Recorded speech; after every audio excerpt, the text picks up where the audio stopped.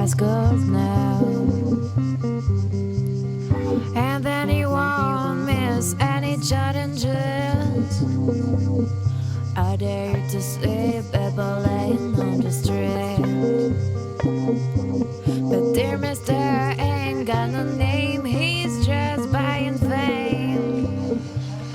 Looking for happiness in the air. Il a aucune peur. Mais t'imagines, c'est hyper sauvage ces trucs. Ah oui, les peinards. C'est fou, non? Il n'a aucune peur. Et Il est super joli parce qu'en fait c'est tout marron. il Enfin, est beau, Auburn. Regarde ces petits Oh, bébés, il mange on dirait un des koala. pigeons. Oui, il mange des petites herbes, ça lui fait du bien. Ça me fait presque peur cette domestication. Moi aussi, mais il est sourd. Oui, il est sourd. Où il a une confiance Oui, il a une confiance aveugle. absolue. Alors il va finir en sauter, écharpe. en sauter de castor. Mais ça se mange en plus, hein. Ça doit être super bon. Parce que Vous c'est l'aviez meilleur que le approché lapin. comme Jamais, ça? non mais jamais. Mais ça a du Si moi je l'ai vu passer, j'étais un jour, je ramassais des pierres. Il est passé, mais comme dans le TGV Oslavie, il doit avoir des dents qui doivent faire mal. Hein, Ouh là forcément. là. Il coupe le bois. Hein. Il doit avoir des dents Mais c'est super. fou, j'aimerais trop que Gugus le voit.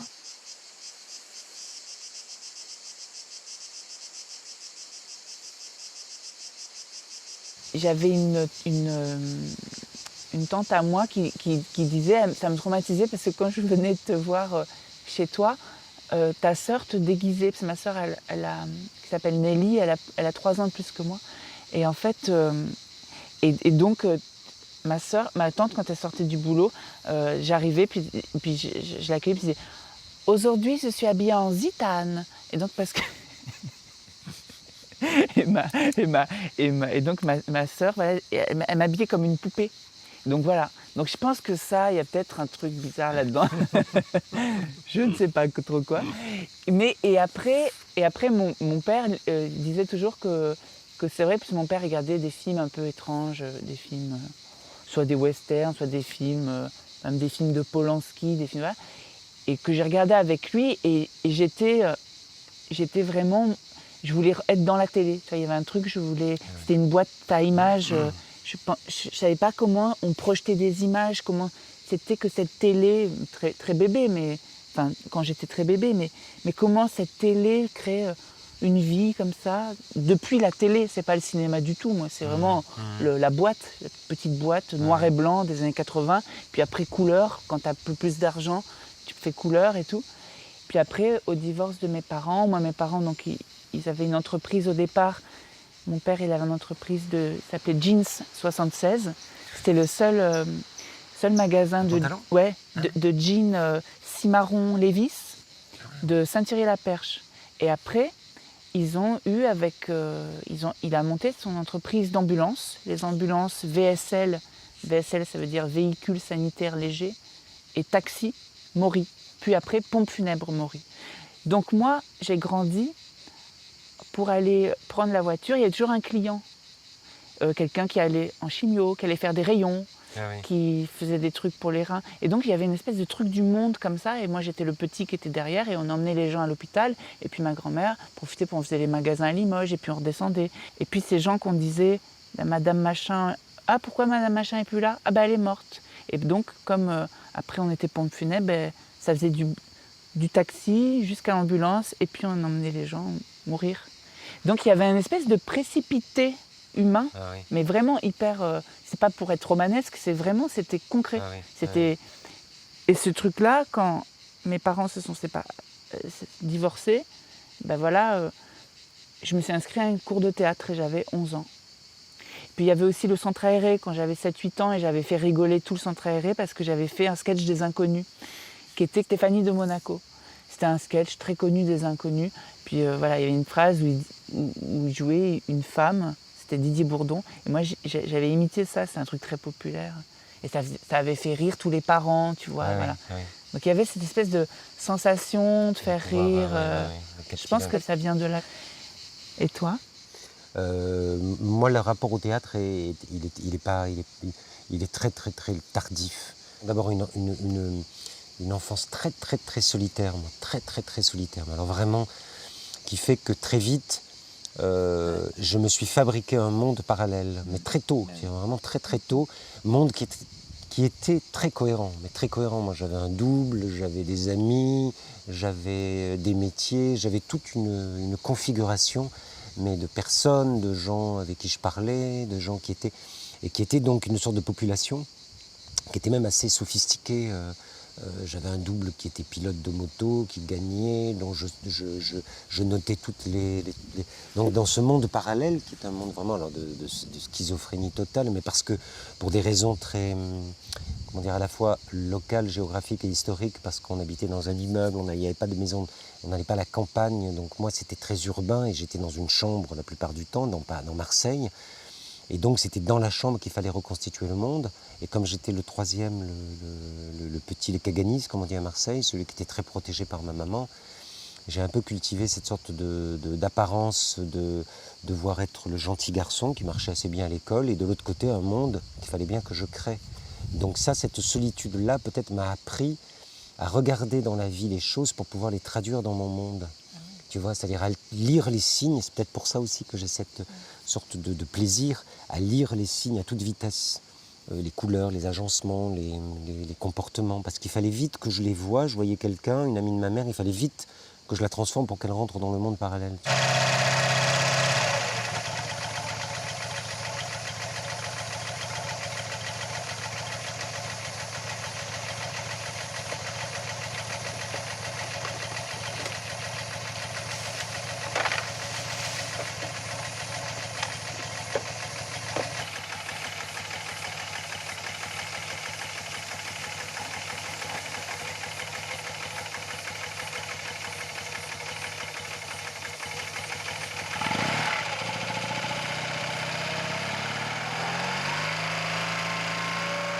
Donc ça a été une sorte de chaudron, à mon avis, qui a préparé une fascination pour les histoires.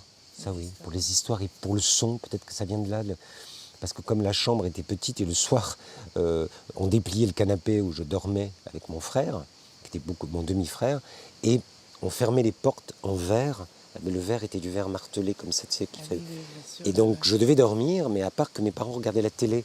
Et donc j'avais le son de la télé, la lumière, tu vois, comme ça. Et donc je me suis endormi assez longtemps avec ce son de fiction. J'entendais des débuts d'histoire. Alors c'est peut-être de la romance, ça, mais il y a quand même... Ce qui est certain, c'est que la proximité de ces univers parallèles, tu vois, que je devais me créer, m'a cultivé, mais vraiment une facilité à la skise, tu vois, à devoir démultiplier les mondes et donc à regarder. Mais je ne savais pas la traduction que ça allait donner. Alors il y a ça, plus là aussi pour le rapport à mon papa, ça c'est vraiment un truc important, parce que la carrosserie, c'est un métier qui est très curieux, que tu répares, que tu n'arrêtes pas de réparer, et que l'idée de la réparation, très vite, réparer une voiture emboutie, m'a fait vraiment apprendre à ce qu'étaient les formes avant qu'elles soient embouties. Parce que ça me fascinait d'avoir un truc tout carabiste-côté, il passait une semaine et ça sortait tout neuf. Et donc très vite, je me suis dit, tiens, les formes, ça peut se désemboutir, ça peut se réajuster, on peut, tu vois... Et donc ça a été le deuxième pan. Je me rappelle, alors là c'est de l'anecdote, mais c'est que le parmesan, j'ai un rapport au parmesan qui est hystérique. Le fromage, comme en italien, on avait des blocs de parmesan. Et je me rappelle ma mère qui m'engueulait parce que je sculptais le parmesan, mais pendant 1 heure, 1 heure et demie, je sculptais et je faisais des rues, des villes, des structures. Et pour moi, le parmesan, c'était vraiment un monde en soi. Et ma mère était très énervée, elle les reprenait, elle disait, mais regarde ce qu'il a fait du parmesan. Mais c'est pas possible. En tout cas, de cet endroit-là, ne sachant pas quoi faire, j'ai suivi des études banales, mais vraiment aucun rapport au théâtre, mais aucun, même, je dirais, un rapport... que j'ai toujours un peu, un rapport douteux, tu vois, suspicieux. La seule fois, j'étais allé voir Georges Descrières jouer dans Don Juan. Et à Marseille, j'avais trouvé ça débile. Et pourtant, j'étais jeune, j'avais trouvé ça bête, ces types avec des perruques. Je me disais, qu'est-ce que c'est con. Mais vraiment, comme ça marchait pas trop, j'ai fait maths sup, et que maths sup, il fallait faire des maths toute la journée, que là, j'en étais incapable. C'est ma sœur, encore une fois. Alors là, je peux dire vraiment, elle a été le guide, ma sœur, parce que elle a tout le temps été là, comme une sorte d'ombre. Mais très précisément, elle a dit à mes parents, il aime dessiner, il faut qu'il fasse les beaux-arts. Alors que pourtant, les beaux-arts, c'est là où ma maman m'a dit, ça y est, mon Dieu, devenir homosexuel et drogué. S'il devient artiste, c'est la catastrophe. Et effectivement, je suis parti et j'ai été artiste du jour au lendemain. Et là, ça a été mais vraiment comme on retourne quelque chose. C'est-à-dire que, et le théâtre, ça a vraiment été, c'est pour ça que je dis que c'est presque le chemin paresseux, parce que c'est autant, je pense que pour les arts plastiques, il faut être très solide, parce qu'il faut accepter, c'est beaucoup plus cruel que le monde du théâtre, et c'est un endroit de solitude. T'es vraiment tout seul, tu vois, c'est comme l'écriture, il faut accepter. Et moi, j'avais peur d'être tout seul, peut-être en réaction à cette... Je sentais bien que j'avais frôlé des maladies graves en étant jeune, tu vois, de la schizophrénie totale. Je me suis dit, si je ne me soigne pas, donc il faut que je sois avec des gens. Et en fait, le théâtre, c'était la possibilité d'être avec des gens, et donc de concilier les formes et le fait d'être avec des gens. Mais c'est presque comme une chose mathématique. C'est pas du tout, tu vois, un attrait pour le jeu, c'est de dire, je vais pouvoir travailler à plusieurs et en même temps pouvoir continuer à sculpter mes parmesans avec d'autres, tu vois. Et ça a pris la forme du théâtre.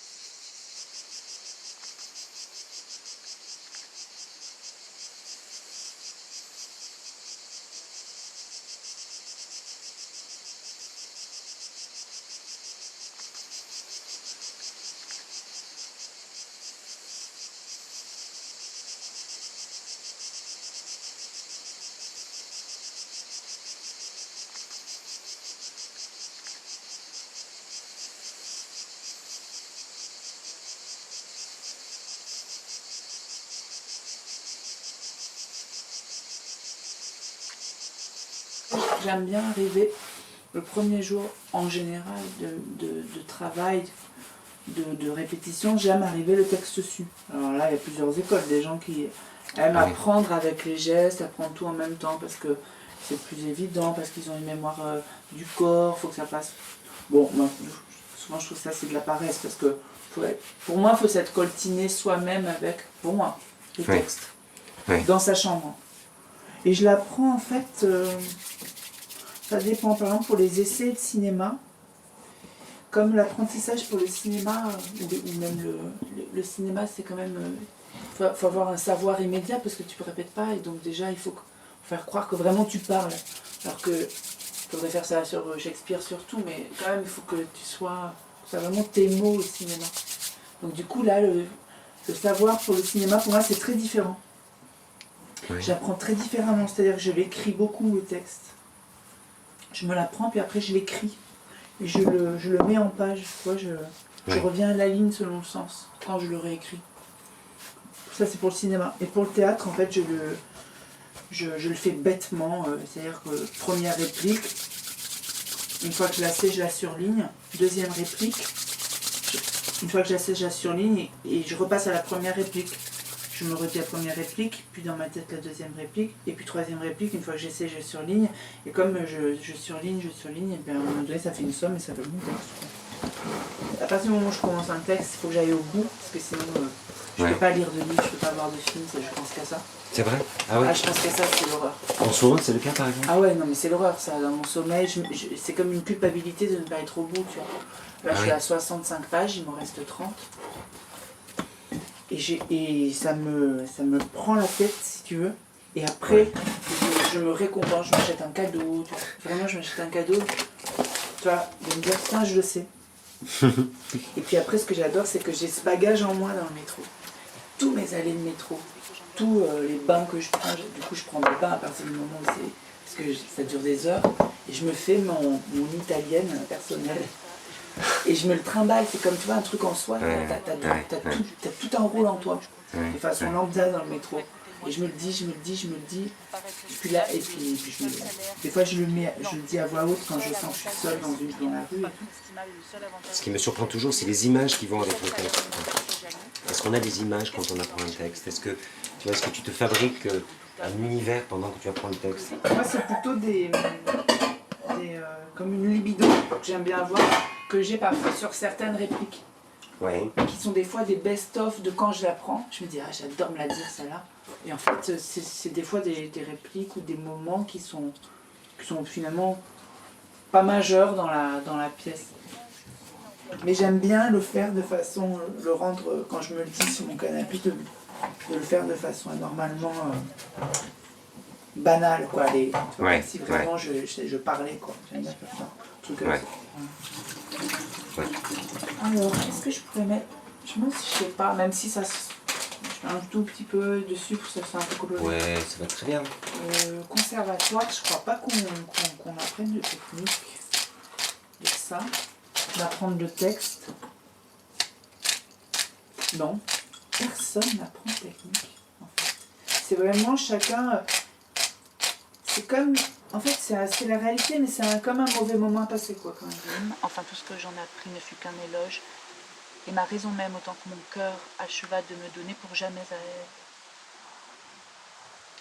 Laissez-moi finir, de grâce, laissez-moi finir, et que ce mot d'amour ne vous rebute point, celui dont... Là, par exemple, Marivaux, c'est très, très, très, très dur. C'est vraiment, je pense, dans ma vie, c'est la chose la plus dure que j'ai eu à apprendre. C'est très, vrai, très dur. Ah ouais, la formulation Ah ouais, c'est très, très, très, très dur. Et puis aussi, la chose qui a été très dure, c'est d'apprendre une langue étrangère. Que j'avais fait un film et j'avais dû commencer le film en finnois. Et donc, du coup, il avait fallu que j'apprenne phonétiquement d'abord, et puis après, il fallait que je sache le sens, mais le finnois. Et du coup, c'était très, très, très, très dur. Tu peux le mettre sur la table.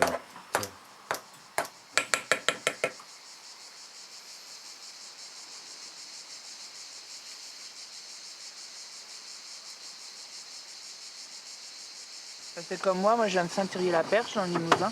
Ouais. Et la spécialité, c'est la madeleine. Ah oui. C'est la madeleine, toute petite madeleine enrobée soit de chocolat Grand Marnier, soit chocolat noir, soit chocolat au lait. Et pareil, il y a eu plein d'autres boutiques. Il y a même la version industrielle, qui s'appelle la madeleine bijou. Ouais, comme nous. Mais la version artisanale s'appelle madeleine bébé. Et elle a gagné, si tu veux, tous les concours. Ça a tombé parce que justement la recette, elle est secrète. On est vachement près, ouais. Voilà, ils disent qu'il y a de l'huile de tournesol, du machin, ils disent les ingrédients les plus, de voilà. base, ouais. Et puis il y a le je ne sais quoi. Chez nous. Voilà, ils disent pas tout. Parce que ça a un goût d'amande, de fleurs d'orange, comme une madeleine, mais je sais pas, c'est à tomber. Très, très, très bon.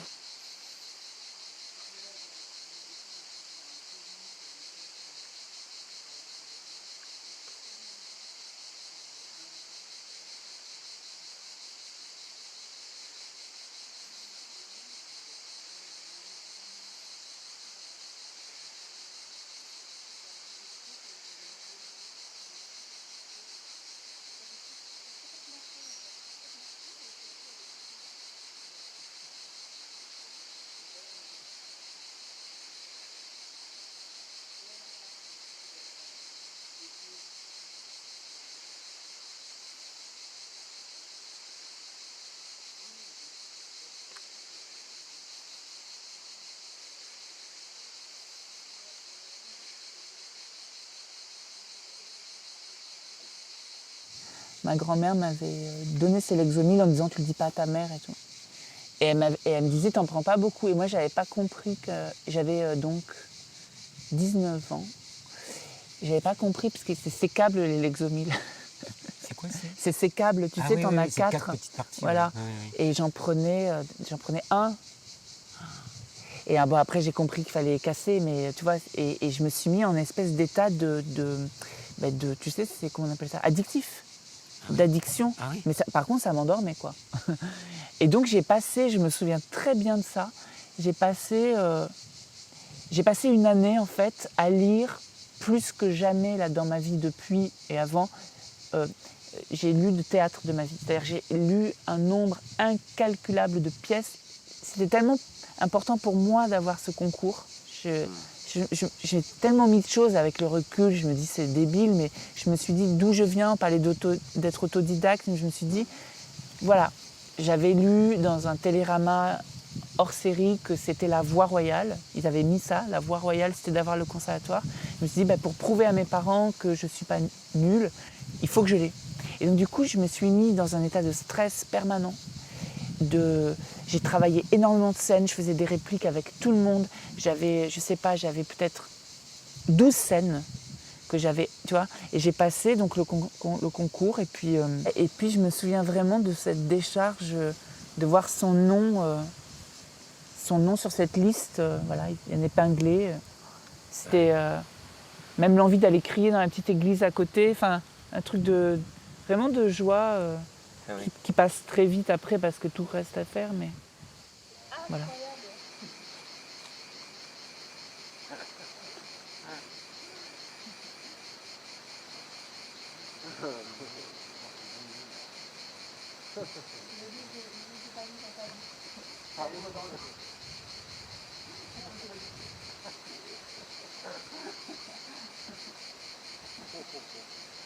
Ça va Frédéric?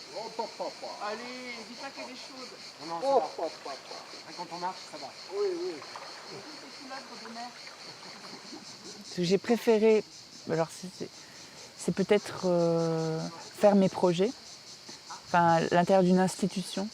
Et donc il était permis à 2 élèves comédiens de chacun faire leur mise en scène avec la moitié de la promo. Et sauf que moi, donc j'ai été pris, j'ai fait un texte La maladie de la mort de Duras et Pornocratie de Catherine Breillat. Et avant qu'elle fasse son film, et j'ai adapté La maladie de la mort comme un scénario de cinéma, et Pornocratie qui était un roman, je l'ai adapté en scénario de cinéma. Et puis, en tant qu'acteur plus précisément, mes rencontres importantes, c'était Jean-Marie Pat. On avait fait un atelier sur Mallarmé, et vraiment c'était super. C'est marrant, je me rends compte, c'est souvent des choses qui sont pas liées. C'est poétique aussi, c'est-à-dire c'est quelque chose qui vient faire émerger du théâtre, enfin de la présence par autre chose que des dialogues organisés. Et puis il y avait... Qu'est-ce que c'était, pardon, Jean-Marie Pat, comment il travaillait? Qu'est-ce que c'est que tu retiens de lui? Ce que je retiens, c'était le seul qui, en 3 ans, il n'y avait pas d'aléatoire dans la présence, dans les groupes, c'est-à-dire qu'il n'y avait pas quelqu'un qui pouvait aller faire un tournage, qui pouvait revenir. C'était vraiment une présence depuis 14h jusqu'à 23h. Enfin, il arrivait avec lui son montage de texte. Et puis c'était vraiment la notion de négociation avec un groupe, une négociation permanente. C'était pas du tout chacun sa scène, c'était... Et, par exemple, il y avait un tas de chaises, il fallait prendre sa chaise. Il n'y avait pas de mots pendant très longtemps. Amener la chaise, créer une montagne de chaises et puis poser tous ses chaussures en disant « les semelles enfoncées dans l'indécollable existence ». Ah oui, une barre. Bah oui, on s'est dit qu'on prendrait même un chef.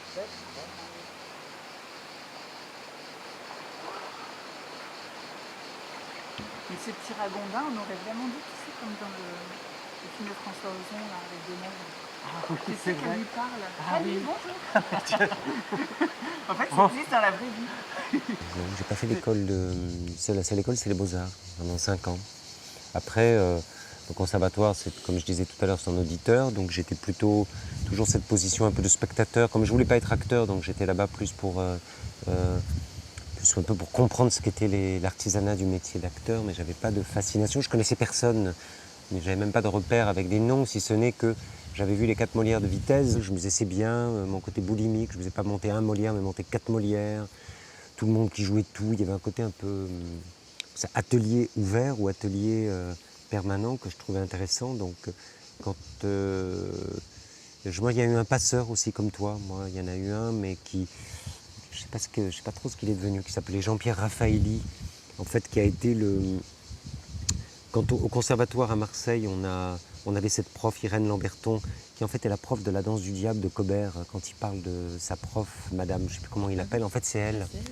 Donc elle nous avait un peu comme ça, on était les jeunes garçons et en même temps, c'est à l'ancienne, mais on est redevable de ces techniques. Hein. Moi, la technique de la prononciation, on disait toutes les fables de La Fontaine avec des crayons, et Britannicus, comme ça.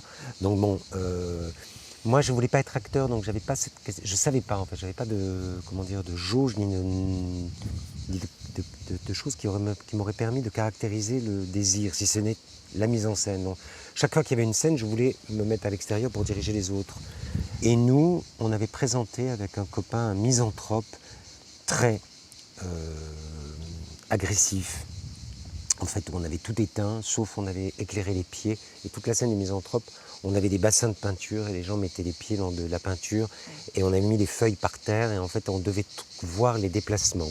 Bon, c'est très alambiqué, mais on s'était fait vraiment insulter par la prof en question qui nous avait dit, en gros, qu'on était des petits cons et qu'on ferait mieux d'abord de savoir dire le texte avant de chercher.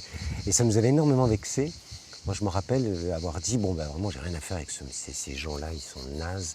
Et on était partis justement pour plus faire de théâtre et c'est Maréchal, c'est pour parler de lui, qui nous a récupérés avec ce garçon qui s'appelait Jean-Pierre Raffaelli, qui était un des meilleurs élèves du conservatoire, un type très extraordinairement raffiné, et qui nous a vus partir et qui nous a dit ne partez pas, je vais faire une école avec Maréchal va nous donner donc venez. Et il nous a extirpés, je dis nous parce qu'on est partis à 6.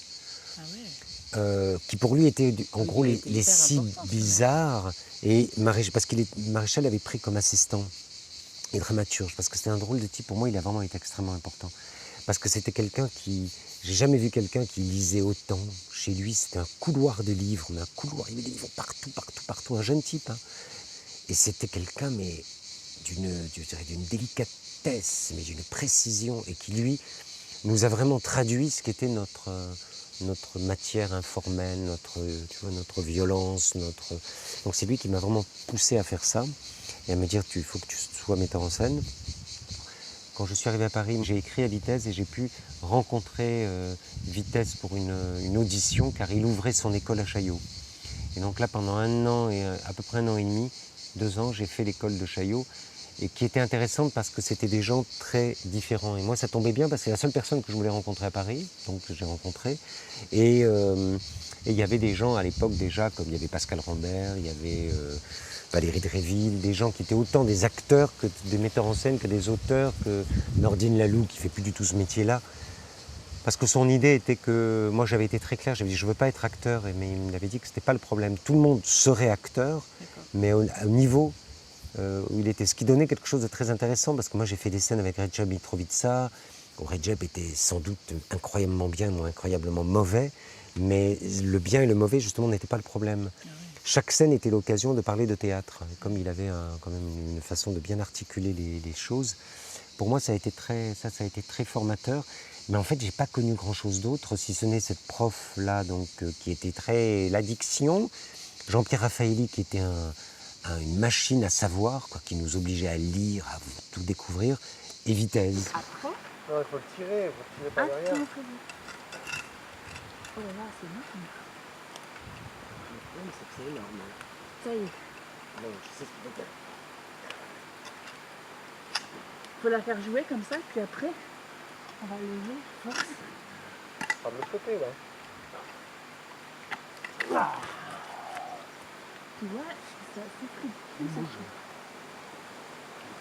Elle va jusqu'où de l'autre côté? Elle est carrée comme ça? Jusqu'à là. Ah bon, c'est un... Mais ta première expérience de plateau où c'est toi qui m'enseignes? C'est Peinture sur bois de Bergman. Parce qu'en fait, mais c'est comme toujours, moi je suis effectivement dans mon travail, mais j'attrape les choses, je suis un piqueur dans le sens où j'attrape au vol. Et au théâtre de poche, dans lequel cette prof donnait des cours à côté du conservatoire, qui était pas loin des Beaux-Arts, j'avais dit, moi j'ai un projet de théâtre.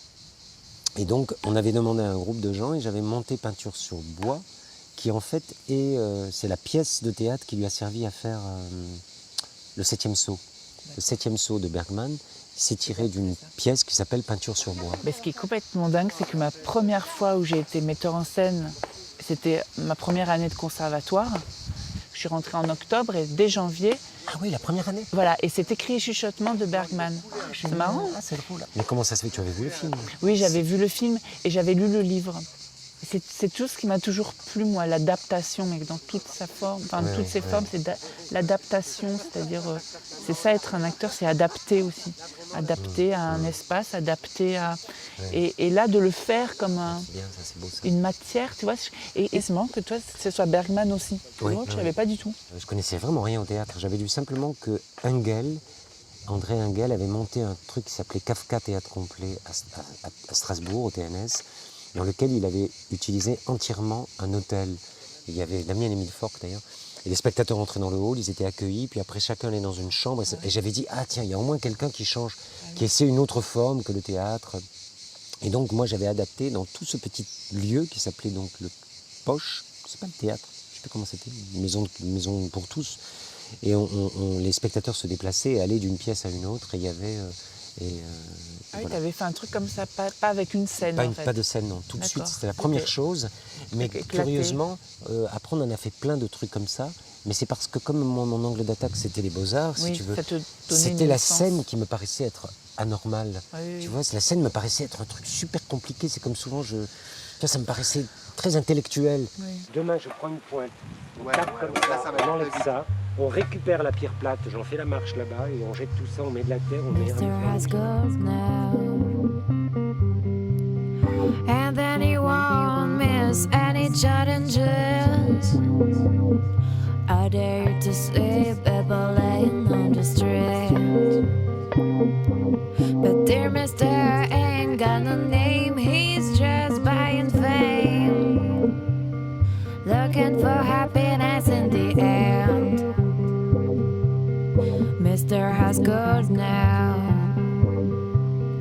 As much they got nothing to lend, nothing to lose. You choose business over care. Will there be enough places? Enough chances for them? Oh, Mr. doesn't care, Mr. has gold and they got there. qui s'appelait Stanislavski. Vous avez dû en entendre parler, sinon vous en entendrez automatiquement parler, parce que c'est un peu comme pour le pape, le bon Dieu, quoi. C'est-à-dire que si on fait du théâtre, de toute façon, on est obligé à un moment ou à un autre, parce que c'est la Bible, la formation de l'acteur, la construction du personnage. Stanislavski, c'est le compagnon de Tchekhov, compagnon au sens de vivant en même temps, et c'est lui qui va théoriser le premier dans toute l'histoire, même si Diderot en avait un peu parlé, mais c'est le premier à théoriser la formation de l'acteur. Mais le théoriser de manière en passant toute sa vie à réfléchir, est-ce qu'en fait l'acteur c'est un tempérament, est-ce que c'est une belle voix, est-ce que c'est... Non, il va dire c'est une science. On le connaît mieux au début du XXIe siècle par l'acteur studio, puisque l'acteur studio, Stanis Strasberg et Elia Kazan, vont prendre la méthode de Stanislavski, la transformer aux États-Unis, et ça va donner tous les acteurs. Mais aujourd'hui, ce qu'on disait, Brad Pitt, Angelina Jolie, ils sortent tous de cette technique-là. Et Stanislavski dit c'est tout le travail de l'acteur, c'est ce travail justement de ressenti. Après, d'organisation. La différence peut-être, c'est là où il y a du temps pour le professionnel, il faut qu'il organise son ressenti, il faut qu'il en fasse comme une palette. Moi, souvent, ce que j'aime voir sur les plateaux, c'est comment ce qui se passe vraiment entre deux personnes. Le public est là, mais deux personnes, une qui parle, l'autre qui la regarde déjà, la regarder, avec voilà, d'où la regarde. C'est abyssal pour moi, ça. Pour moi, ça, un regard, enfin, c'est quelque chose de... C'est pas rien, quoi, de regarder quelqu'un. Et je trouve que de tous regarder la personne qui parle, déjà, celle qui parle, ça fait déjà une température un peu plus chaude, parce qu'elle sent que tout le monde la regarde. Déjà, ça, c'est à enseigner. On ne peut pas l'enseigner par théorie, ça. Et après, de la regarder, de la transpercer, de regarder vraiment, pas baisser les yeux, de regarder cette personne-là jusqu'à peut-être insoutenable, ça, c'est très intéressant.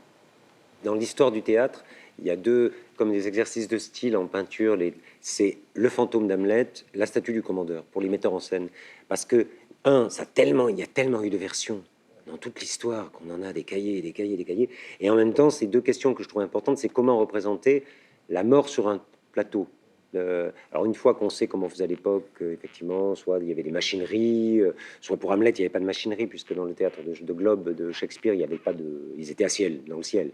Pour la statue du commandeur, on sait qu'il y avait de la machinerie, puisque c'était quand même la grande époque du théâtre de machinerie, mais que c'était sans doute des statues qui bougeaient, et que on venait voir aussi à l'époque ça. Comme on va voir des films américains à effets spéciaux, on allait voir ces pièces pour les effets spéciaux. Ça, Corneille, au début, toutes les premières pièces de Corneille sont des pièces à effets spéciaux, avec mer déchaînée, bateau qui tombe, mais on y allait aussi pour le spectacle. C'est pour ça aussi qu'il y a un combat à l'épée. Parce que les gens dans la salle, comme maintenant on aime bien les westerns quand il y a ça, ils venaient aussi pour voir des combats à l'épée. C'était des parties obligées. Donc ce qu'on va faire, c'est on va attraper, on va juste lire quelques petites extraits comme ça, juste pour s'entendre. Moi, je crois, sans vous faire tort, que vous avez quelque nouvel amour en tête. Tu le crois? Oui. Ma foi, tu ne te trompes pas. Et je dois t'avouer qu'un autre objet a chassé Elvire de ma pensée. Et mon Dieu, je sais mon Don Juan sur le bout du doigt et connais votre cœur pour le plus grand coureur du monde. Il se plaît à se promener de liens en liens et n'aime guère à demeurer en place. Et ne trouves-tu pas, dis-moi, que j'ai raison d'en user de la sorte? Et monsieur, Quoi? Parle. assurément que vous avez raison, si vous le voulez. On ne peut pas aller la contre. Mais si vous ne le vouliez pas, ce serait peut-être une autre affaire. Normalement, j'ai aucune idée tant que l'autre n'a pas parlé dans la vie. C'est-à-dire que tant qu'il n'a pas dit quoi parle, il ne sait pas qu'il va dire assurément que vous avez raison. Il fait, et ne trouves-tu pas, dis-moi, que j'ai raison d'en user de la sorte? Il pose la question, il pose une vraie question. La réponse est curieuse, hein, il fait « Eh » point d'interrogation, « Monsieur » point d'interrogation. On pourrait l'interpréter de milliards de manières. Monsieur, pardon, monsieur point. Les deux dangers, c'est jouer en général, et c'est jouer le texte. Genre, je le sais, donc c'est normal. Donc, qu'il l'autre parle ou pas, alors ça, c'est même les acteurs professionnels le font. Oui, les amateurs beaucoup. J'aimerais bien essayer. Est-ce que vous connaissez par exemple Marguerite Duras? Un peu, cet endroit-là. Cet endroit de la formulation du désir féminin ou masculin, etc. C'est-à-dire, je dis Duras pour ouvrir l'inconscient du texte, au lieu de le donner à un conscient qui peut être un peu borné, style un XVIIe siècle, un peu comme ça, où on parle. Ouvrir un peu l'inconscient par une autre référence, par exemple, je dis Duras, ou par exemple, ou Bataille. C'est-à-dire essayer peut-être de reprendre ton passage et le tien, et de mouiller le texte avec du réel. Donc peut-être pour faire un exercice, peut-être avant chaque virgule, après chaque point, faire, c'est-à-dire, mais vraiment faire quoi tu veux qu'on se lie à demeurer au premier objet qui nous prend, qu'on renonce au monde pour lui. Quoi? Tu veux qu'on se lie à demeurer au premier objet qui nous prend? Qu'on renonce au monde pour lui? Et qu'on n'est plus Dieu pour personne? La belle chose de vouloir se piquer d'un faux honneur d'être fidèle, de s'ensevelir pour toujours dans une passion et d'être mort dès sa jeunesse à toutes les autres beautés qui nous peuvent frapper les yeux. Non, non, là... Ah oui, non, eux, non. Ah oui. Avec l'exercice que te demandait Nicolas, il y avait un truc qui apparaissait, je me disais, tiens, Don Juan, c'est intéressant. Au lieu de le voir effectivement comme tu le prévois et qui est la majeure partie, comme on le fait, dire un Don Juan pérorant, un Don Juan, tu vois, parce qu'il le dit, et tu n'as pas tort. À la fin, il dit, mon Dieu, vous déblatérez comme un livre, hein, il lui dit. À la fin, je crois, de la scène, je ne sais plus. À un moment, il dit ça, en tout cas. Donc, on peut imaginer, tout de suite, on se dit, alors, c'est une machine à Or, tel que tu l'as fait grâce à l'exercice, il était plus douteux. Tu sais, c'est quelqu'un qui parle, mais il doute. Il parle, mais il n'est pas sûr. Et ça serait beau comme, tu sais, comme note antinomique. Sganarelle, moi. Oui, vertu de ma vie. Normal. Oui, vas-y. Non, juste pour découvrir le texte, D'accord. comme tu le veux. Oui. Au contraire, jetons-nous, après on verra bien. Osez-vous bien ainsi vous jouer du ciel, et ne tremblez-vous point de vous moquer comme vous faites des choses les plus saintes? C'est bien à vous, petit ver de terre, petit myrmidon que vous êtes. Et je vais pas en mettre que j'ai dit, hein. C'est bien à vous, à vouloir vous mêler de tourner en raillerie ce que tous les hommes révèrent. Pensez-vous que pour être de qualité, pour avoir une perruque blonde et bien frisée, des plumes à votre chapeau, un habit bien doré et des rubans en couleur de feu, ce n'est pas à vous que je parle, hein. C'est à l'autre. Pensez-vous, dis-je, que vous en soyez plus habile homme, que tout vous soit permis et qu'on ose vous dire vos vérités? Apprenez de moi, qui suis votre valet, que le ciel punit tôt ou tard les impies, qu'une méchante vie amène une méchante mort, et que Dieu...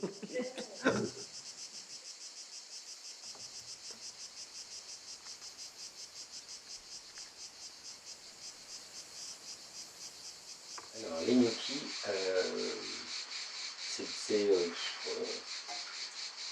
c'est un plat, comme beaucoup de plats populaires italiens, c'est des plats des pauvres, donc ça se fait avec bien de pommes de terre et farine, et c'est destiné à remplir l'estomac à peu de frais. Donc moi j'ai... Et les proportions? Non, alors à partir de maintenant, je fais un peu tout au pif. Ah oui? Ouais, mais en fait, en pif et en même temps, c'est parce que j'ai vu ma... Je vais remettre de l'eau pour en fait tout à l'heure pour les faire cuire. En fait, c'est déjà cuit.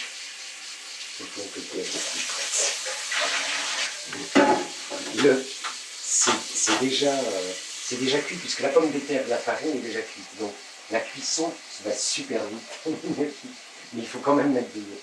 Donc c'est ma grand-mère, napolitaine, qui ne parlait quasiment que de napolitain. Je ne comprenais rien quand elle parlait. On ne comprenait rien et comme il ne fallait pas qu'on comprenne parce que c'était la langue qu'il fallait oublier si on voulait réussir, donc il fallait monter dans le nord et surtout pas parler italien. Je ne sais pas si tu as vu ça dans ton... Non, c'est français, français. Et tout c'était vraiment des immigrés. Il ne fallait pas parler italien à ma grand-mère, on parlait quasiment que italien. Et je la voyais faire. Donc pour répondre à ta question des conventions, je ne sais pas. Ce que je sais, c'est que ce sont des pommes de terre, de la farine. Moi, j'ai rajouté des œufs et je le fais vraiment au pif. Donc là... Tu laisses la peau? Donc je l'ai enlevé avant. Ah oui. J'ai enlevé avant la peau. Donc, alors, ce qui est bien, c'est d'avoir normalement c'est bien d'avoir un presse-purée, mais là, c'est très bien aussi, ça. Alors, l'autre fois, parce que j'ai fait ça, j'en avais fait une performance, comme on dit maintenant, tout est performance. En fait, c'est parce que j'avais fait un travail sur la mémoire.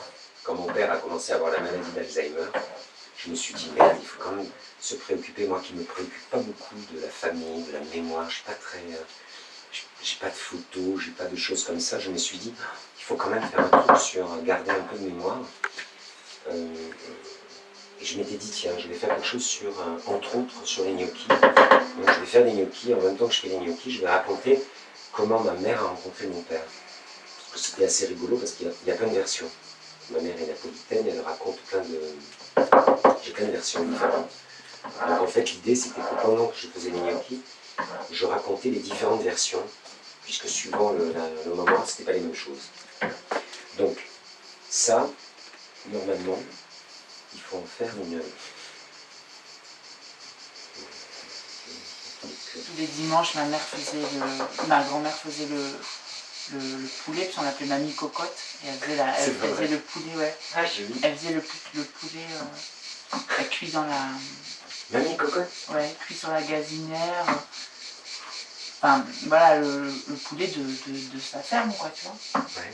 Okay. J'adore les températures populaires. Enfin, je sais pas comment dire, les températures de ce que j'ai vu, de voir ma mère qui tout d'un coup se fait un petit plaisir, elle se déchausse et puis elle met, hop, ses pieds nus sur le tableau de bord. Tu vois, ces trucs-là, qu'on voit rarement dans les films, parce que souvent c'est des Parisiens qui sont ultra cool, qui font les films.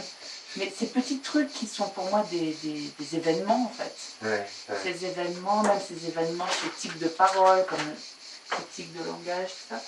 C'est des choses qui sont vraiment, vraiment, vraiment en moi. Et c'est le côté, je l'ai vécu, je l'ai vu. Ouais. Je l'ai vu, comme toi tu dis, tu l'as vu faire la recette. Moi je l'ai vu, donc je l'ai vécu, parce que je l'ai vu. Et j'adore je sais que ça va quelque part. Ouais. Je sais que c'est du petit lait. Enfin, c'est terrible, mais c'est du... Après, sans passer pour le gros cynique, mais c'est aussi les petites humiliations de la vie.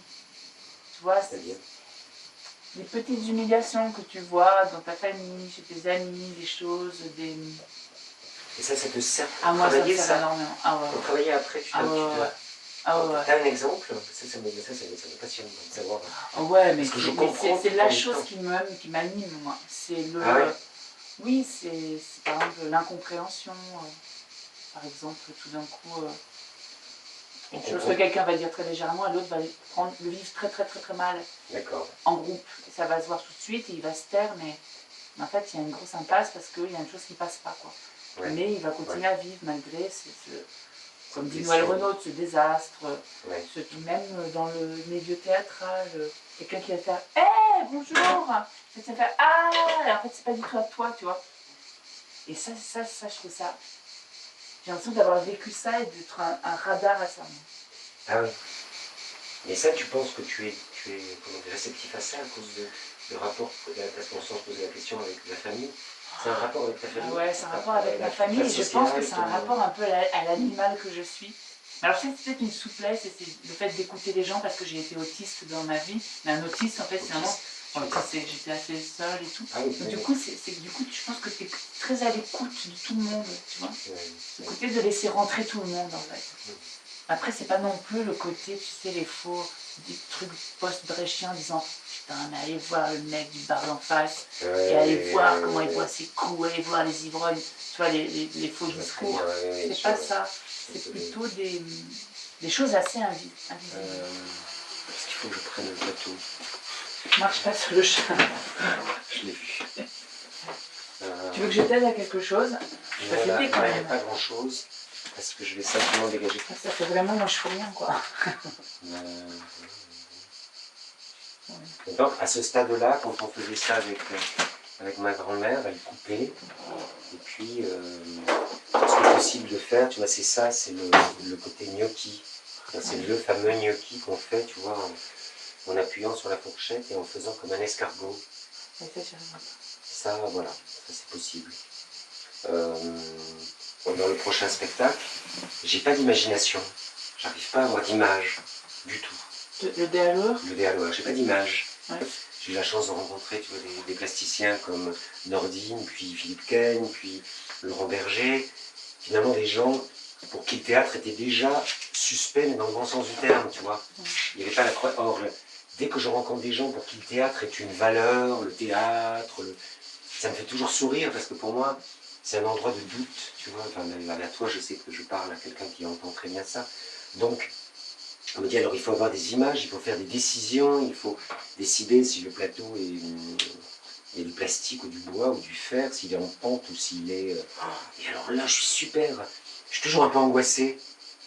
Je suis un peu angoissé parce que je sais pas, je me dis, j'ai toujours l'impression d'être un enfant à l'école à qui on demande de monter sur tu vois, devant le tableau, à qui on dit, bon alors tu sais ta leçon, tu sais tes images, tu vas me les dire les images? Je dis non, mais je sais pas. Parce que en fait, c'est un signe que j'ai attrapé en allant au Palais de Tokyo, soit dans le Palais de Tokyo, soit sur le chemin pour aller sur le Palais de Tokyo, soit dans un café avec quelqu'un, soit parce que j'ai vu un film la veille, soit parce que sur internet j'ai regardé un truc et que j'ai vu dans un film la couleur de la robe et que quelque chose m'a bougé dans un extrait, au sens extrait, comme les huiles essentielles, quand il y a un extrait de... Et puis d'un coup, ça c'est la culture permanente qui se réactive. Et après, il y a c'est très très très naïf, mais c'est ça plus la rencontre avec le réel, c'est-à-dire le moment où la personne arrive devant. Quand Nicolas arrive, la façon dont il est, la façon dont il bouge, ben moi je me dis, oh tiens, là il a fait un geste. Alors, après, il y a la machine à référence. Mais on le sait, moi j'ai la machine à référence, après on a tous les références. Moi j'aime bien les références, donc tac, ça me fait penser à tel film fait penser à telle phrase, tel livre fait penser, je tiens, ça on dirait mon cousin à tel endroit. Ah tiens, hier ou ce matin en venant au théâtre, il y avait un type qui marchait bizarrement. Et de cette conjonction, il faut l'aménager avec le projet que l'on a, qui est par exemple Faust, qui est de toute façon démesuré. Donc tu n'arrêtes pas de faire, en tout cas moi j'ai l'impression, comme faire le point. Mais qu'est-ce qui va faire la rencontre? Je suis sûr que c'est le moment où on va travailler. C'est pour ça que j'ai trouvé cette astuce de dire l'image, plutôt que d'être décidée de manière esthétique, elle va être décidée de manière économique. L'image, c'est un prix. Dites-moi le prix que j'ai et après je vous fais l'image. L'image, elle n'est pas comme ça, elle ne tombe pas du ciel. Pas un mulbi, c'est pas... Voilà, c'est pas, il y a les images dans un endroit, les images atterrissent dans la pensée, un peu comme l'idée avec un grand I ou l'image. Non, c'est s'il y a 2503 €, ben, il va falloir faire une image à 2500 €. Et puis l'image, c'est le corps de l'acteur, comment il est, comment il est. Oui, mais justement, c'est étonnant parce que toi, ce qui. On sent, moi, à chaque fois que je vois tes spectacles dans lesquels je ne suis pas, mais même dans lesquels je suis, c'est que je vois qu'il y a eu plein de. Il y a eu plein de pensées de possibles. En fait. Moi, j'aime bien le mot de disposition, parce que disposition, c'est vraiment c'est l'agencement des choses entre elles. C'est, voilà, un acteur va arriver, va avoir une certaine humeur, va être habillé d'une certaine manière, je regarde, ça me fait penser à quelque chose, et par association, en fonction de ce qu'on a prévu et de ce à quoi m'a fait penser le réel, on aménage des signes. C'est un accord, comme un accord musical, entre la prévision et la vision du moment. Voilà. Et après, c'est une négociation avec soi-même pour régler le signe. Des fois, le signe, il est moins beau que ce qu'on imaginait. Quand tu es tout seul dans ta chambre, tu te dis oh, c'est génial, il va y avoir une fontaine avec de la fumée, des animaux vont apparaître, le plancher va être incliné, l'acteur va... Et je sens, il y aura de la musique. Bon, bref, tu es dans l'idée du sublime. Et puis quand tu arrives, tout d'un coup, tu te rends compte que la lumière est moche, le lieu va être... Et que donc, tout ce que tu as prévu va devoir être aménagé. Et ça, par exemple, c'est une chose qu'on acquiert en vieillissant. Et c'est cet imprévisible où tu te dis, waouh, c'est encore mieux comme ça. C'est pour ça que ça m'ennuie, tous les spectacles. Je reconnais les spectacles avec maquette. Parce que je me dis, mais tout a été de toute façon pensé avant que j'arrive et rien ne peut m'arriver, justement. Rien ne peut survenir au sens que, par exemple, les images, à un moment avec Philippe Ken, on avait développé un truc qui était ne pas avoir d'image. On est parti du principe qu'on trouvait le matériau qui était le moins cher à côté du théâtre. Si c'était une usine de plastique, donc tout était en plastique. Si c'était... on disait au moins, on fait pas de... C'est parce qu'on le joue à tel endroit que le décor sera comme ça. Voilà, ça par exemple, c'est des choix. L'idée, au moment où tu la nommes, tu en doutes tout de suite, quoi. Une espèce de truc comme ça, tu dis oui, mais enfin bon, ça a été fait telle année et tout. Ouais. Et donc cette chose-là, quand toi t'es acteur, et un acteur, tu vois, il y a un côté plaisir de jouer, toi t'es pas dans le... Et c'est ça que je trouve génial, il n'y a pas de plaisir de l'image, il n'y a pas de plaisir de raconter l'histoire, je sais pas comment dire, tous ces trucs qu'il y a dans ce vocabulaire du théâtre aussi. Le plaisir de la langue. Enfin, c'est pas cet endroit du plaisir, du bonheur, d'avoir trouvé, tu vois, le bonheur. Et du reste, il y a un truc aussi très concret, c'est que tes spectacles, tu t'en fous de les tourner, en gros. Ouais, malheureusement. Parce que je pense que c'est un grand respect, moi, pour moi, j'ai toujours pris ça pour respect pour ce que c'est que le théâtre, c'est-à-dire c'est un des rares arts qui est lié à un temps donné. À un temps donné, à une mode même. Une mode, c'est automne-hiver, automne-hiver 2013-2014. En 2015-2016, ben non, ce sera autre chose. Enfin. Ma Lucelle aussi. Ouais, la puissance est super rapide, c'est ça, faut pas louper. Comment ? La puissance, faut pas louper, ça devient... Dès que ça remonte, En fait, ça cuit très très très très vite. et quand ça remonte, c'est bon. Ouais. Parce que tout est déjà cuit. Les pommes de terre sont toutes cuites, donc c'est juste un...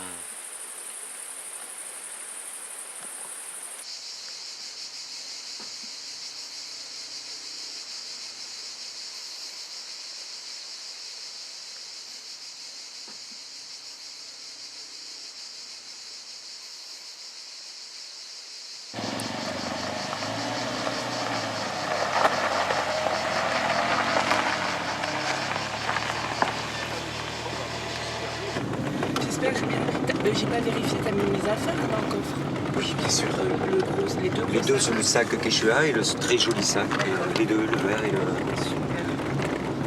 Mon chat est là. Donc ça va. C'est très très très bien. C'est très bien.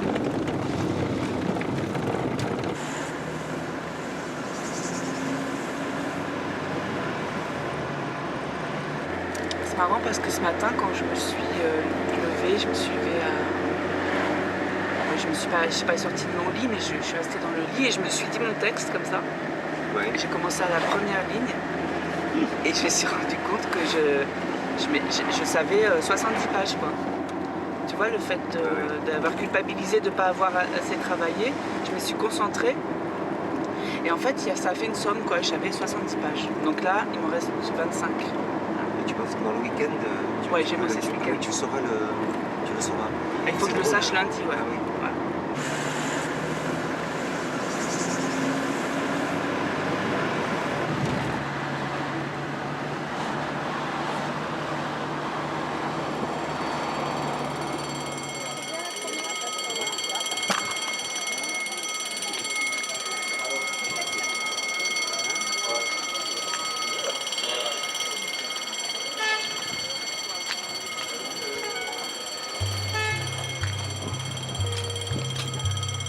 Mr. Haskell's now.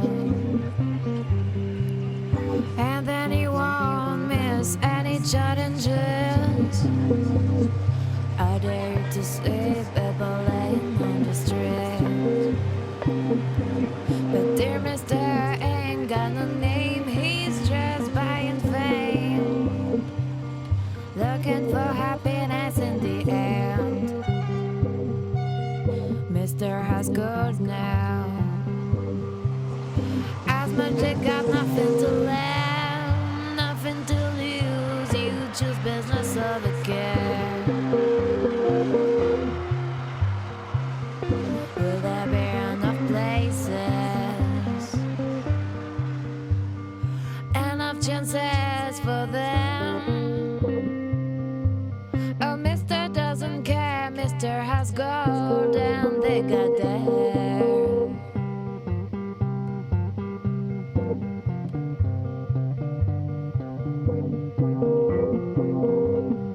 Oh, Mr. doesn't care, Mr. has gold, and they got there.